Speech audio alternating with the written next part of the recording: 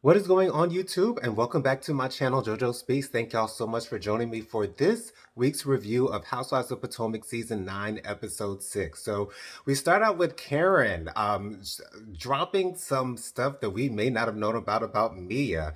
Mia apparently knows a little bit of something about rehab because she went to rehab for opioid addiction. This is something that Karen brings up to Stacy after Stacy asks Karen if the girls are worried enough about her that they need to send her to rehab. So Karen gets the checkmate on Mia with that. And I'm surprised that she didn't bring that up to Mia's face.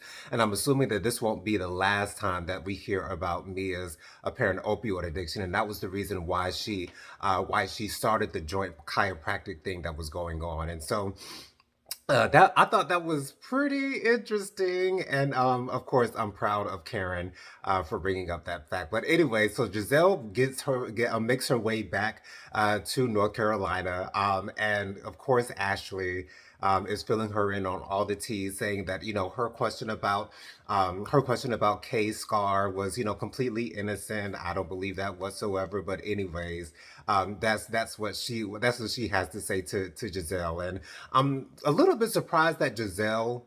Well, I can't be surprised that Giselle didn't come to Kay's defense concerning that particular comment because Giselle is still who Giselle is, and so we can't expect her to be exactly what we would want her to be. She's just doing the best that she can to kind of get her redemption back this season. So it is what it is. But anyway, so the ladies head over to the joint chiropractic with Mia. This is a business that Mia no longer owns. At this particular location, there are 22 other locations that they are planning to sell, but she's already lost this one that they're joining. And so my question is, why is it that we are going to a business that you are no longer attached to?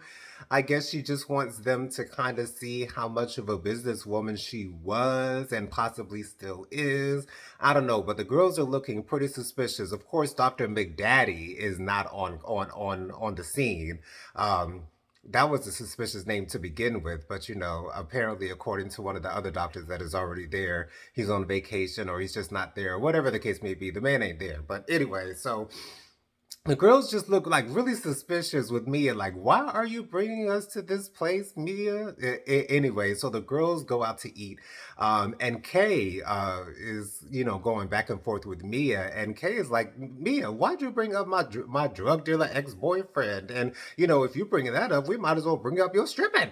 And Mia's like, well, stripping was never against the law. You know what I'm saying? And so it's a whole thing. And Karen is surprisingly quiet in this entire exchange. And really, throughout this entire episode, Karen really didn't say much at all, which I was a little bit surprised about, but it doesn't.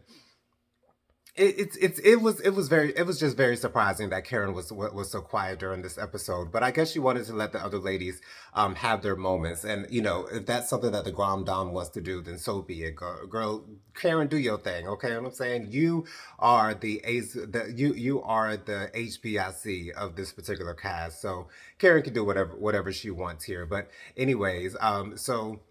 They get into the sprinter, and they play F Mary Kill.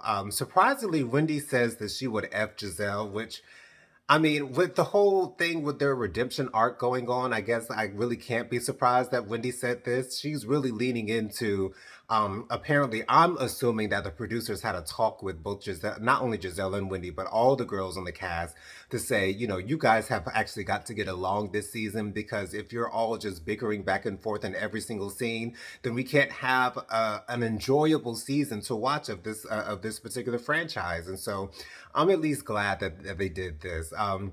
Of course, Karen says that she would, I think she said that she would F Ashley. I can't remember exactly who she said she would marry, but she said that she would kill Jacqueline, which does not surprise me whatsoever. But anyways, the ladies end up back at another dinner scene, and Jazzy goes into detail about the timeline of her relationship with her NFL Kansas City Chiefs football player, which he's still waiting on a contract, so I don't. It seems like he's not playing for the Kansas City Chiefs currently. I don't know what's going on with that, but he has two children. One of the children is one, the other one is two or three. And they were like, "So how long have you been with your man?" And she was like, "Oh, a couple of years now." And so it is revealed that, her man has been cheating on her throughout what seems like is throughout their entire relationship. And so I'm sure the girls are going to get on her on that if they haven't already. And last but not least, in the preview for the next episode, we're going to meet TJ. Stacey is bringing TJ around the girls. And my question is, are the girls going to pick up on the lack of chemistry between the two? And is that going to be a point of discussion? I would love for it to be a point of discussion. I would love to see Stacey kind of defend herself against the girls, who will make more than likely some accusations possibly concerning his sexuality. Who knows? I don't know if any of them gonna pick up on any of that. I don't know if he's gonna show any signs of that whatsoever, that the girls will be able to pick up on. But we'll see when that comes along. But I have to say, I am enjoying Stacey on this season of Housewives of Potomac. I do think that she does fit in, even though she doesn't seem like, as open and as free as the other girls. It seems like she's a little bit guarded. It seems like she's a little bit, much like Ashley said, that newscaster voice. She's kind of has that always going on. And so, but I still think though that she brings a nice balance to the group, as well as Wendy bringing a nice balance to the group. Wendy, as I stated in my previous reviews, that Wendy's not picking one side or the other. She's just kind of going with the flow, and I love seeing that. And so and it also seems like in the next episode, we're going to see Karen getting ready for her court date. And so I don't know if any of the girls are going to support her during this court date. We'll see what happens. But thank you guys so much for joining me for this review. I know I only spoke on a couple of things, but this particular episode, there really wasn't much that went on. So I just wanted to talk about the things that stood out to me. But thank you guys so much for watching. Make sure you subscribe, like, comment, press the notification bell, share JoJo Speaks with all your family, friends, and loved ones. Let everybody know I'm out here in these YouTube streets. I'll catch you guys on the next video. Take care.